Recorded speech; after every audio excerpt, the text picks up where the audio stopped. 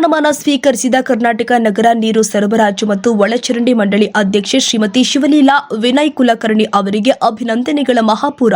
ಕರ್ನಾಟಕ ನಗರ ನೀರು ಸರಬರಾಜು ಮತ್ತು ಒಳಚರಂಡಿ ಮಂಡಳಿಯ ಅಧ್ಯಕ್ಷೆಯಾಗಿ ಕಾರ್ಯನಿರ್ವಹಿಸುತ್ತಿರುವ ಶ್ರೀಮತಿ ಶಿವಲೀಲಾ ವಿನಯ್ ಕುಲಕರ್ಣಿ ಅವರಿಗೆ ರಾಜ್ಯ ಸಚಿವರ ಸ್ಥಾನಮಾನ ಲಭಿಸಿರುವುದು ರಾಜ್ಯದ ಜನತೆಗೆ, ವಿಶೇಷವಾಗಿ ನಗರಾಭಿವೃದ್ಧಿ ಕ್ಷೇತ್ರದ ಸಂತಸದ ಹಾಗೂ ಹೆಮ್ಮೆಯ ವಿಷಯವಾಗಿದೆ.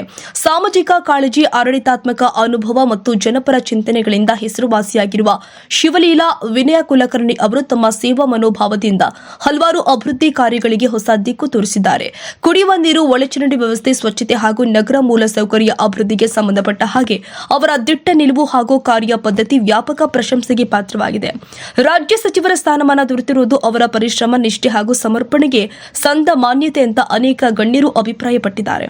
ಮುಂದಿನ ದಿನದಲ್ಲಿ ಅವರ ನೇತೃತ್ವದಲ್ಲಿ ಮಂಡಳಿ ಇನ್ನಷ್ಟು ಪರಿಣಾಮಕಾರಿಯಾಗಿ ಕಾರ್ಯನಿರ್ವಹಿಸಿ ಜನಸಾಮಾನ್ಯರಿಗೆ ಹೆಚ್ಚಿನ ಅನುಕೂಲವನ್ನ ಒದಗಿಸಲಿದೆ ಎಂಬ ವಿಶ್ವಾಸ ವ್ಯಕ್ತವಾಗ್ತಾ ಇದೆ.